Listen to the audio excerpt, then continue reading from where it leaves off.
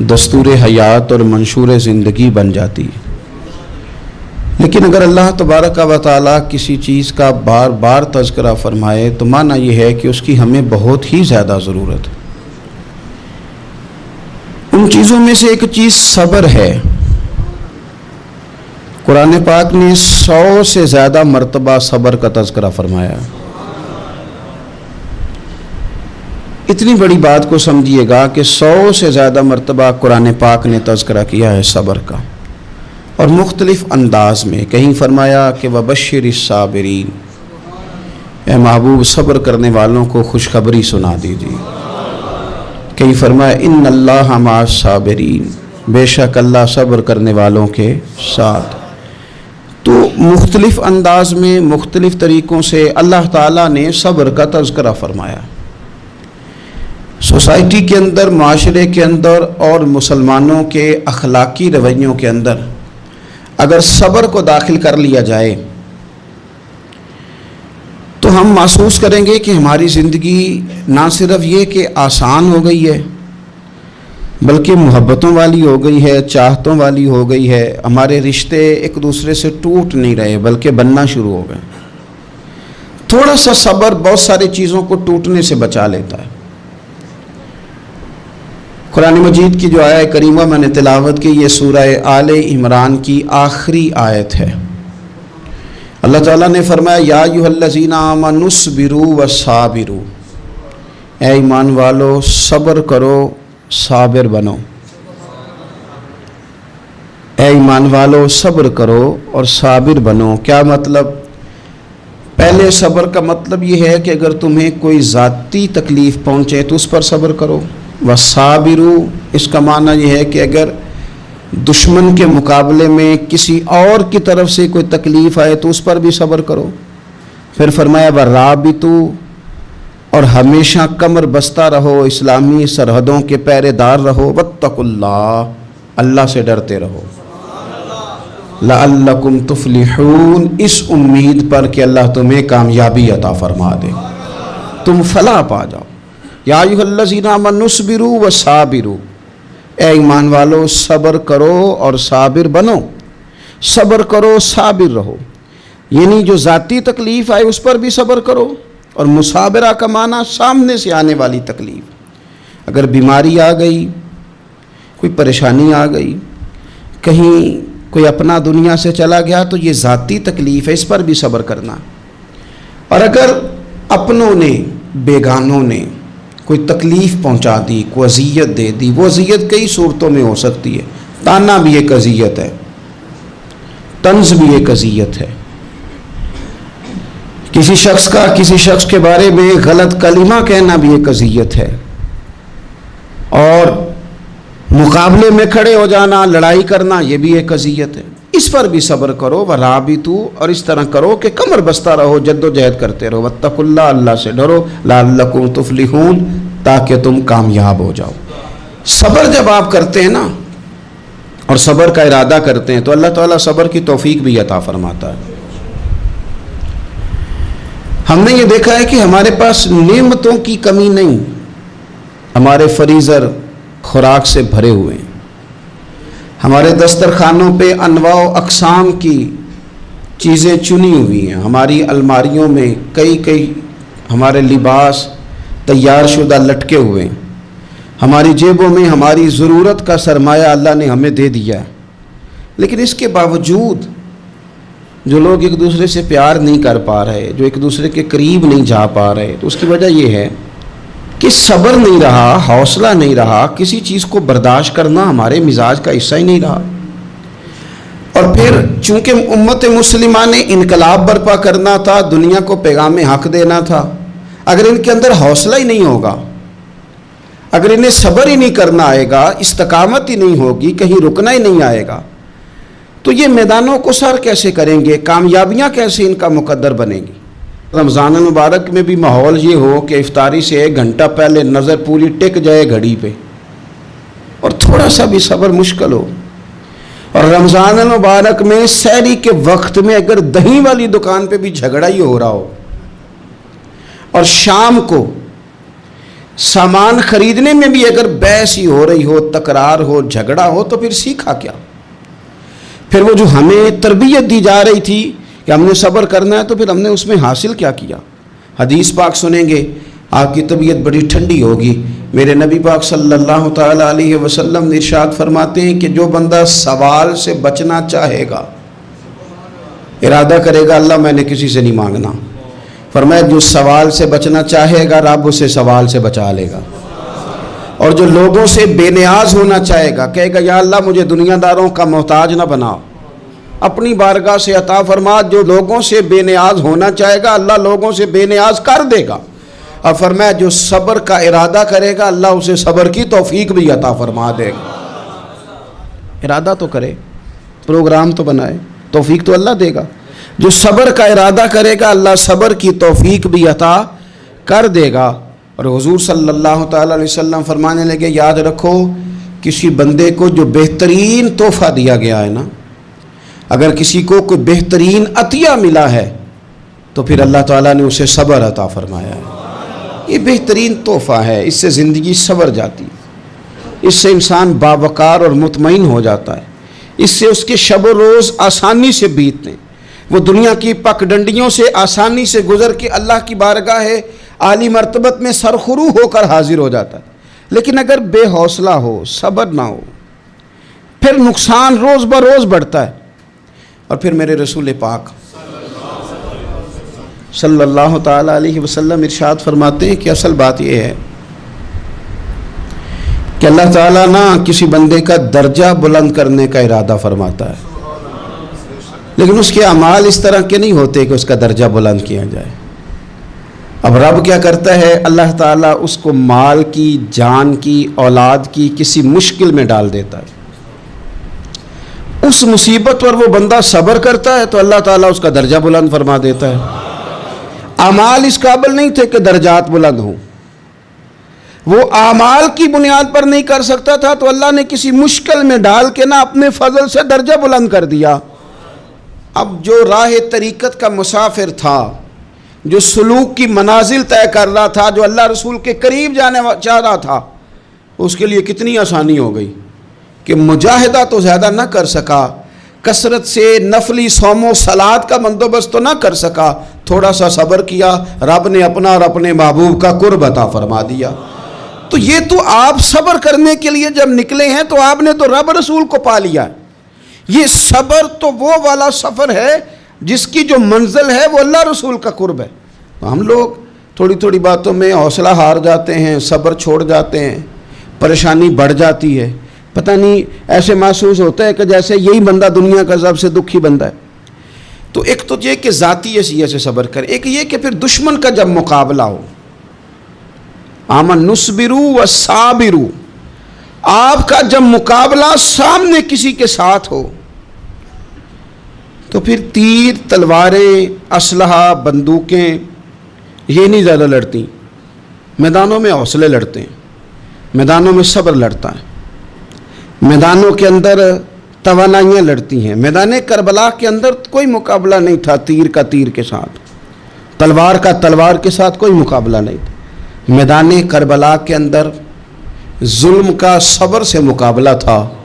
फतह के डंके यजीद ने बजाए थे, जशन इब्ने ज़ियाद ने मनाया था, लेकिन क़यामत तक अल्लाह ने जो फतह अता फरमाई है तो वो हुसैन इब्ने अली के सब्र को अता फरमाई, वो सैयदना इमाम अली मकाम के सब्र को मिली। अजीज़ भाई, सब्र ही हमेशा फातेह होता है, सब्र ही जीता करता है, सब्र ही कामयाबियां देता है। नतीजे सब्र के निकलते हैं, सब्र के हौसले के नतीजे होते हैं। हमारी जल्दबाजी हमें शिकस्त खुर्दा कर देगी, हमारा हौसला ना होना हमें हरा देगा, हम कमज़ोर पड़ जाएंगे अगर हम बेहौसला हो जाएंगे। सुनो, मेरे नबी पाक अलैहिस्सलाम ने तरबियत की, हुजूर अपनी उम्मत को दर्स देते हैं। हुजूर फरमाते हैं पहले तो कोशिश ही ना करो कि तुम्हारी दुश्मन से लड़ाई हो, इस चक्कर में ही ना पड़ो कि लड़ाई हो। मुसलमान अमन वाले हैं, ये पुरअमन लोग हैं, ये अमन पसंद हैं, ये दाइये अमन हैं, ये मुआशरे में मोमिन होना अमन की अलामत है। फरमाया पहले तो یہ پروگرام ہی نہ بناؤ کہ تمہاری لڑائی ہو، اور فرمایا پھر اگر ہو جائے نا تو پھر صبر کے ساتھ مقابلہ کرو، پھر ڈٹ کے مقابلہ کرو، اور پھر یاد رکھو کہ یہ جو جنت ہے یہ تلواروں کے سائے میں ہے، جنت تلواروں کے سائے میں تمہیں ملے گی۔ پھر ڈٹنا سیکھو۔ پہلے تو بات یہ کہ تم یہ ارادہ ہی نہ کرو لڑائی، اور اگر کبھی ہو جائے وہ لوگوں کو بتاؤ کہ ہیں ہم پرامن لوگ، پر دین کے لیے کھڑا ہونا ہو تو پھر ہم سے زیادہ کسی کو کھڑا بھی نہیں ہونا آتا، پھر ہم سے زیادہ کسی کے پاس طاقت بھی نہیں۔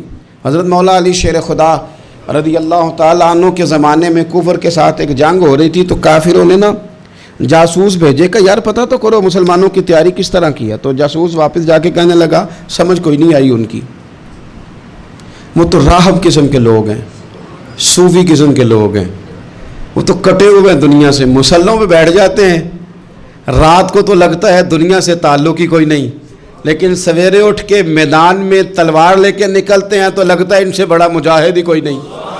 یہ عجیب لوگ ہیں کہ رات کو مسلح پہ بیٹھے ہیں تو لگتا ہے کٹ گئے دنیا، یہ صوفی لوگ ہیں، درویش ہیں۔ یہی مسلمان کی شان ہے، ہو ہلکا یاراں تو برے شم کی طرح نرم، رزم حق کو باطل ہو تو فولاد ہے مومن، ادھر آ ستمگر ہنر آزمائیں تو تیر آزما، ہم جگر آزمائیں، ہم تجھے اپنا حوصلہ بتاتے ہیں کتنا، دیکھ ہمارے حوصلے سے ٹکرا کے دیکھ یہ کتنا طاقتور اور مضبوط ہے۔ تو عزیز بھائی، اگر زندگی میں آپ کو صبر کرنا آ گیا، میں بڑے دنوں سے یہ عنوانات بیان کر رہا ہوں، اور آج تو خصوصی طور پر رمضان شریف کے اس جمعے میں اپیل کرنا چاہتا ہوں آپ سے کہ کمزور باتیں کرنی چھوڑ دیں، مایوسی کے جملے اپنی زندگی سے نکال دیں۔ ہم مسلمان ہیں، آپ بیمار ہو گئے ہیں تو یہ بھی خدا کا فضل ہے، گناہ معاف ہوں گے۔ اگر اللہ تعالیٰ نے فقیر بنا دیا، غریبی آ گئی ہے تو یہ بھی فضل ہے، امیروں سے پہلے جنت میں جائیں گے۔ اگر اللہ تبارک و تعالیٰ نے کسی جگہ آپ کو مکان نہیں دیا اور دوسرے کو دے دیا ہے تو آپ وہ لوگ ہیں جو عظیم سنت ادا کر رہے ہیں سیدنا بلال حبشی کی۔ اگر کسی جگہ کوئی کمزوری آ گئی ہے، کوئی پیچھے رہ گئے ہیں تو یہ خدا کا فضل ہے۔ اللہ تعالیٰ نے چاہا ہمارے لیے جو فیصلہ تو ہم اس پہ راضی ہیں، لیکن اپنی زندگی میں اور شکوے اتنے بڑھا لیے ہم نے، اتنے بڑھا لیے کہ لوگوں سے شکوے کرتے کرتے رب رسول سے بھی شروع کر دیے۔ غلام بھی کبھی شکوہ کرتا ہے، آقا کا بھی شکوہ ہوتا ہے، بندہ بھی کبھی شکوہ کرتا ہے، رب کا بھی شکوہ ہوتا ہے، یہ بھی کبھی ہوتا ہے۔ آپ نہ مانے پر یہ شکوہ ہے کہ میں بڑے ڈاکٹروں کے پاس گیا ہوں آرام نہیں آیا، نہ مانے پر یہ شکوہ ہے میں نے کبھی کسی کو ستایا تو نہیں پر میرے حالات نہیں ٹھیک ہوتے۔ آپ نہ مانے پر یہ شکوہ ہے کہ فلانے کے پاس دولت زیادہ ہے، اس نے پتہ نہیں وہ آگے نکل گیا اور میں پیچھے رہ گیا، نہ مانے پر یہ شکوہ ہے۔ کس سے کر رہے ہو؟ رب رسول سے؟ او ہس بولے تے دی مہربانی اساں تے لاڈ ہی لڑاونے نے۔ کس سے شکوہ کر رہے ہو؟ خدا کے بندو، غلام غلامی کرتے ہیں، شکوے کرتے ہیں کوئی؟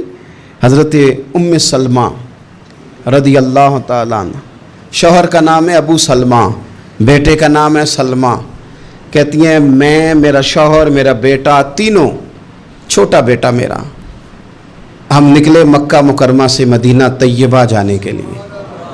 ایک ہی بیٹا ہے، خاندان جمع ہے، شوہر کی گود میں بیٹا، اونٹ کے پیچھے میں۔ فرماتی ہیں مدینے کی سرحد آ گئی تو میرے میکے والے آ گئے، کہنے لگے ابو سلمہ نہیں لے جانے دیں گے مدینے اپنی بیٹی کو۔ میں نے کہا میں مسلمان ہوں، میں تو اپنے شوہر کے ساتھ مدینے جاؤں گی۔ انہوں نے کہا نہیں جا سکتے، تو نے جانا ہے تو جا، ہماری بیٹی نہیں جائے گی۔ زبردستی مجھ سے انہوں نے مجھے میرے شوہر سے الگ کیا۔ کہتی ہیں پھر میرے شوہر کے قبیلے والے آ گئے، وہ کہنے لگے اگر تم اپنی بیٹی کو نہیں نہ جانے دیتے تو یہ جو ہمارا پوتا ہے یہ ہماری نسل ہے، تمہارا نہیں، اسے ہم نہیں جانے دیں گے۔ وہ بچہ اپنی طرف کھینچتے تھے، میں اپنی طرف کھینچتی تھی، مدینے کی سرحد پہ۔ یہ جھگڑا زمین کے لیے نہیں ہو رہا، مکان کے لیے نہیں ہو رہا، حضور کے مدینے جانے کے لیے ہو رہا، حضور کے مدینے جانے کے لیے ہو رہا، مدینے جانے کے لیے ہو رہا۔ لنگ کئی مہینے تے برس گئے تے تیری دید نو دیدے ہی ترس گئے۔ انہوں نے بچہ کھینچا، میں نے اپنی طرف کھینچا، میرے بچے کا بازو اتر گیا۔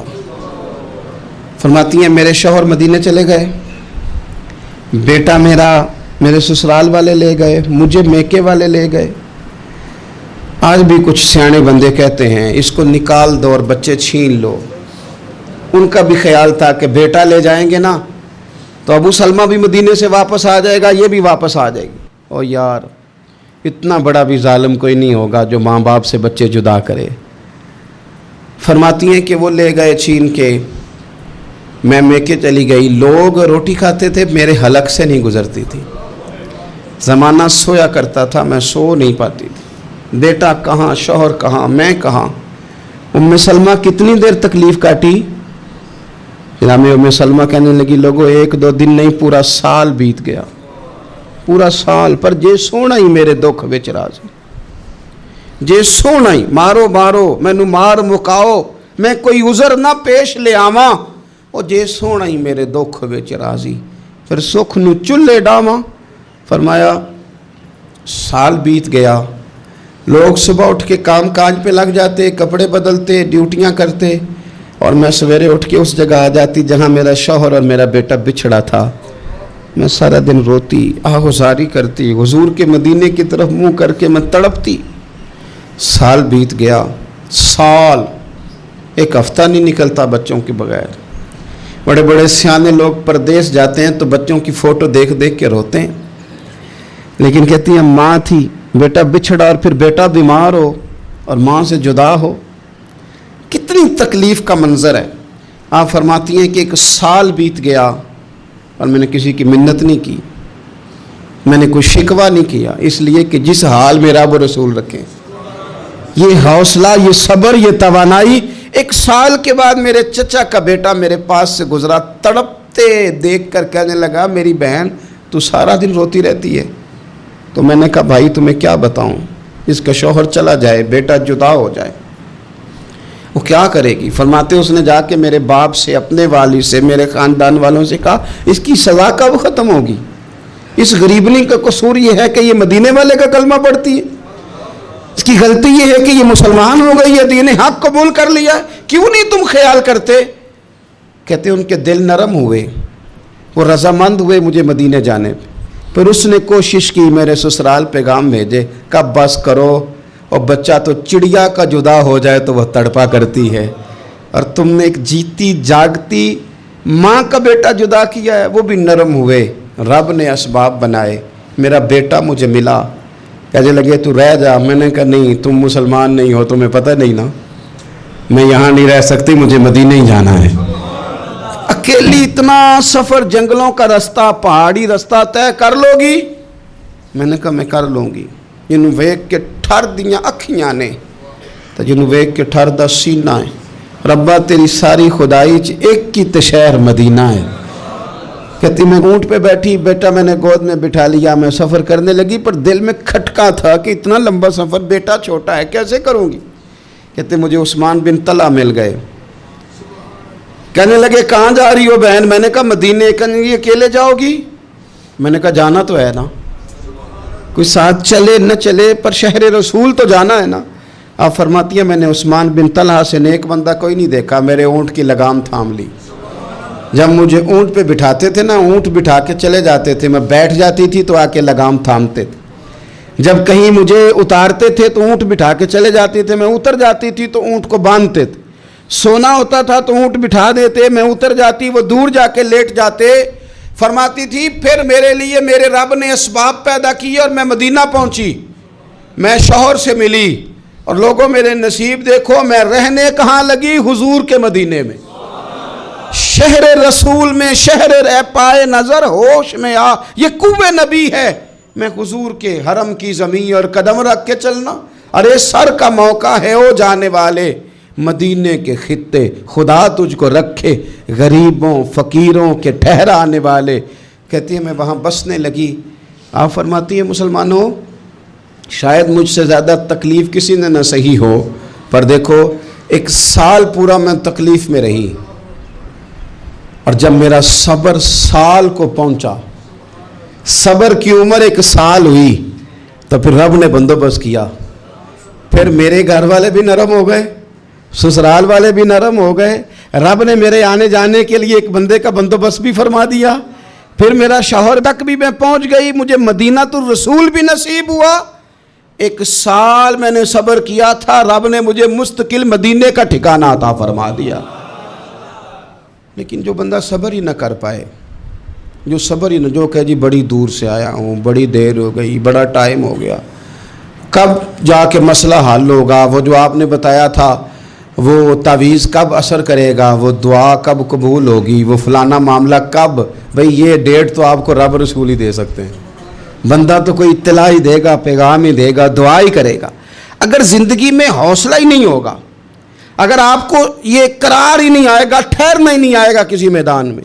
دیکھیں کچھ ایسی اذیتیں ہوتی ہیں جو اذیت ناک ہوتی ہیں, لیکن اگر غلامی میں آ جائے نا آپ تو وہ اذیت ناک نہیں ہوتی, اس چبھن میں مزہ آنے لگتا ہے. کئی درد بھی مزیدار ہوتے ہیں, کئی درد بھی, کبھی زخم ٹھیک ہونے پہ آ جائے نا تو اسے چھیڑو تو مزہ آتا ہے, اس لیے کہ کچھ درد بھی مزیدار ہوتے ہیں. آتش سے کسی نے کہا تو روتا بڑا ہے, اس نے کہا محبوب کی یاد میں تڑپتا ہوں, ابھی تو ایک دل ہے, میرے تو خواہش تھی کبھی 2 ہوتے نا تو صحیح کر کے تڑپتا. رب نے دل ایک بنایا, کہتا وہ مزہ دیا ہے تڑپنے کہ میری آرزو ہے یا رب میرے دونوں پہلوؤں میں دل بے قرار ہوتا. درد میں بھی مزہ ہے, پر شرط یہ ہے کہ لوگ درد میں بھی جینا سیکھیں. ہم نہ آرام میں جینا چاہتے ہیں, پنکھے کے نیچے جینا چاہتے ہیں.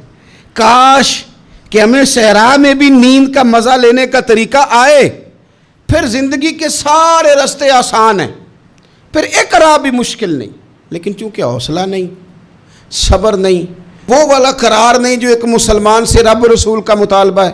حدیبیہ کے موقع پہ نا نبی پاک صلی اللہ علیہ وسلم نے جو شرطیں کافروں کے ساتھ طے کی تھی نا, حضور نے نور بصیرت سے کی تھی نا, تو انہی شرطوں نے پھر فتح کے باب کھول دیے. ان فتحنا لک فتحا مبینا. ایک شرط یہ تھی کہ اگر کوئی مسلمان مدینے سے مکے آئے گا تو مکے والے واپس نہیں کریں گے, رکھ لیں گے.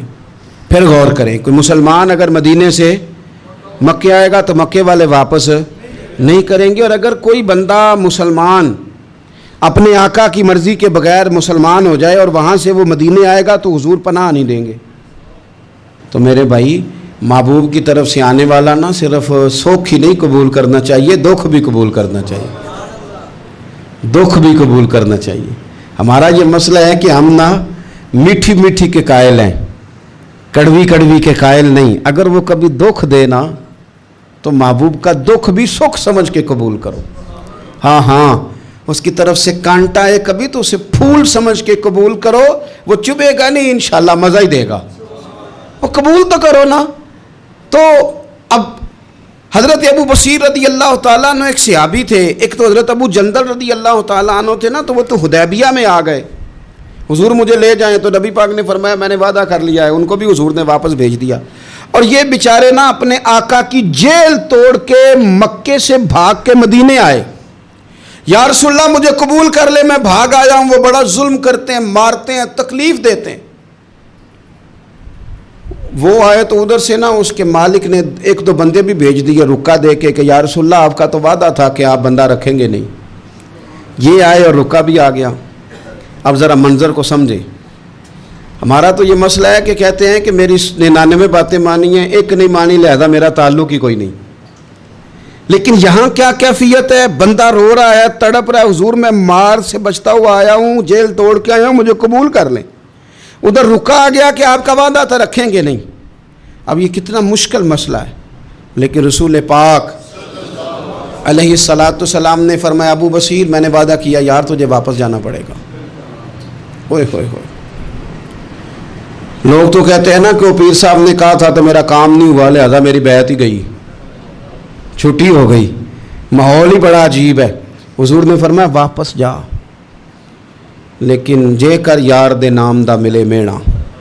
پھر انہوں چولی پا لئیے مینے نو, پنجے سٹیے نا. جے کر یار دے نام دا, سامنے والے نے تانا سمجھ کے دیا تھا, پر یار کے نام کا تھا نا. اس نے کہا لا صحیح, سونے کے نام کا ہے نا. تانا ہوا تو کیا ہوا.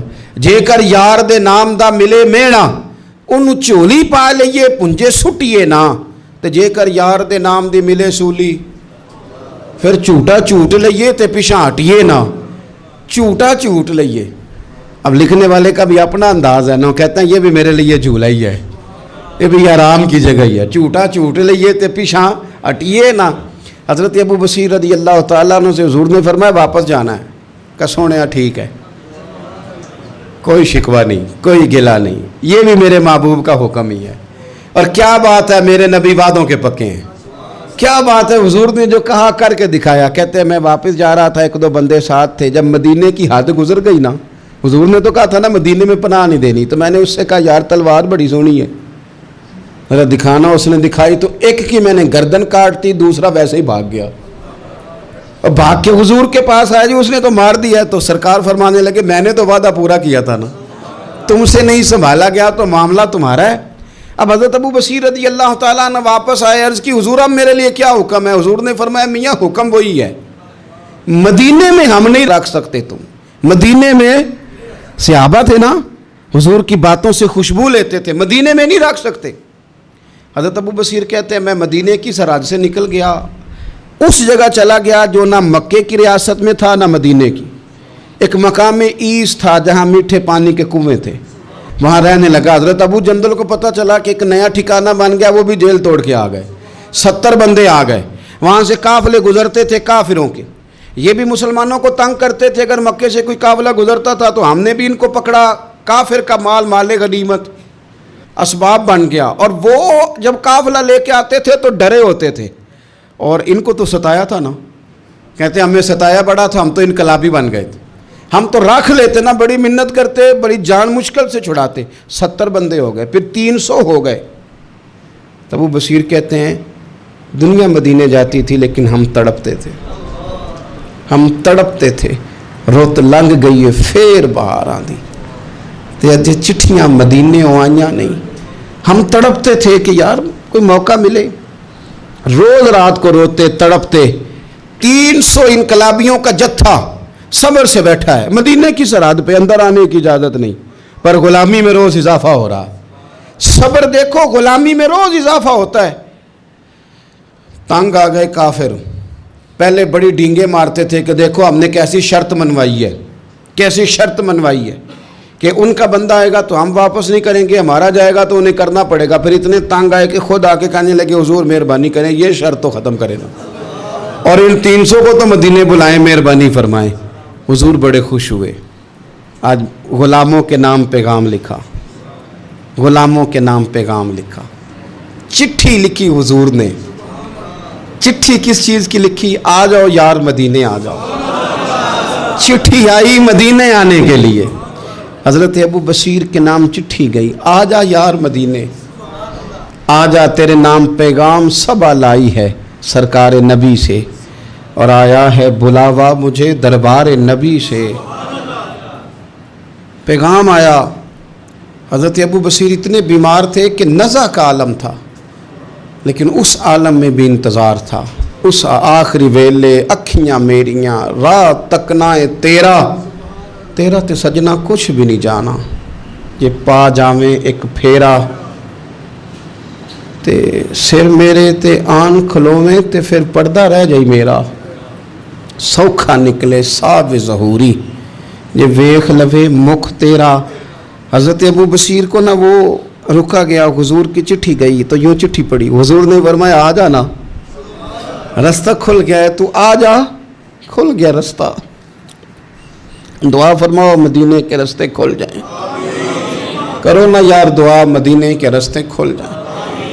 کچھ ایسے ہیں جنہوں نے سارے دکھ سنانے ہی مدینے جا کے ہوتے، کچھ لوگ ایسے ہیں جن کے دل اور کلیجے پھٹنے کو آ گئے، دعا کرو رستے کھل جائیں۔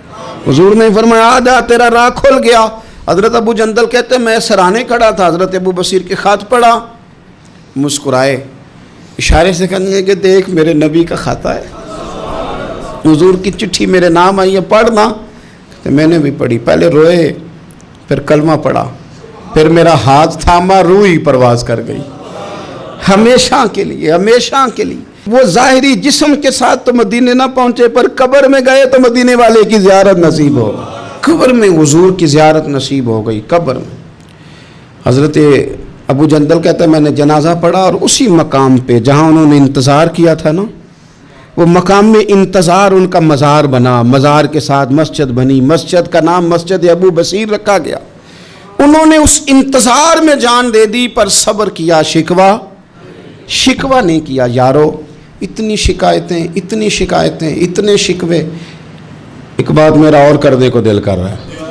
ایک صحابی تھے حضرت عاصم بن ثابت رضی اللہ تعالیٰ عنہ، جنگ احد میں نا حضور کے ہاتھ پہ موت کی بیعت کی، جنگ احد میں بیعت کی، سونیا تیرے نام پہ مرنا، ڈٹ کے لڑے۔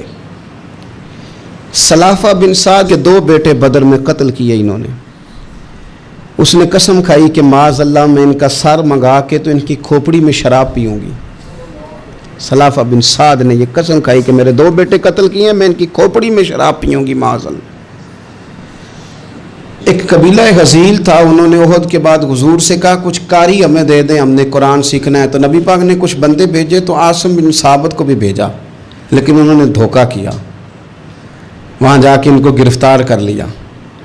جب گرفتار کر کے مکے والوں کے ہاتھ بیچنے لگے تو حضرت عاصم بن ثابت نے تلوار نکال لی، فرمانے لگے میں کافر کا قیدی ہو کے جینے سے بہتر ہے شہادت کی موت مر جاؤں۔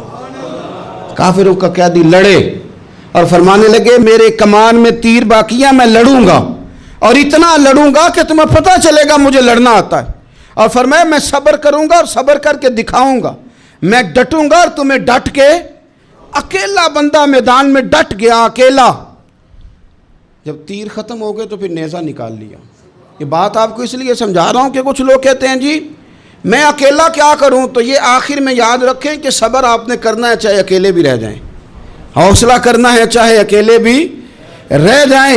اکیلے لڑے، تیر ختم ہو گئے تو نیزہ نکال لیا، خوب لڑے۔ اب اس نے قسم کھائی تھی کہ میں نے ان کی کھوپڑی پہ معاذ اللہ کھوپڑی منگانی ہے، سر منگانا ہے، اور یہ جو لے جا رہے تھے دھوکے کے ساتھ یہ بھی بیچنے لے جا رہے تھے۔ تو جب تھک گئے نا اور چاروں جانب سے جسم میں تیر پہ وسط ہو گئے تو دعا مانگی، اکیلا بندہ اور صبر کا مقام، دعا مانگی، کہا اے اللہ میں نے آخری دم تک تیرے دین کی حفاظت کی ہے، اب تو میرے جسم کی حفاظت کرنا، ان کے ہتھے نہ چڑھ جائے میرا جسم۔ حضرت عاصم بن ثابت رضی اللہ تعالیٰ عنہ شہید ہو گئے۔ کافر قریب گئے جسم پکڑنے کے لیے، گرفتار کرنے کے لیے، سر کاٹنے کے لیے، تو شہد کی مکھیاں آ گئیں، پورے جسم پہ قبضہ کر لیا۔ قریب جاتے تو مکھیاں لڑتی، کہنے لگے پیچھے ہٹ جاؤ، شام ہوگی نا تو اڑ جائیں گی، پھر ہم سر کاٹ لیں گے۔ شام تک چاروں جانے بیٹھے رہے، نہ کوئی ہوا آئی، نہ کوئی بادل برسا، نہ کوئی طوفان آیا۔ شام کو انہوں نے اٹھانا تھا، ایک ریلا آیا پانی کا، اور جناب عاصم بن ثابت کی لاش مبارک کو بہا کے لے گیا۔ میرے رب نے اس میدان میں بھی یہ بتلایا کہ جو صبر کرے نا رب اس کے جسم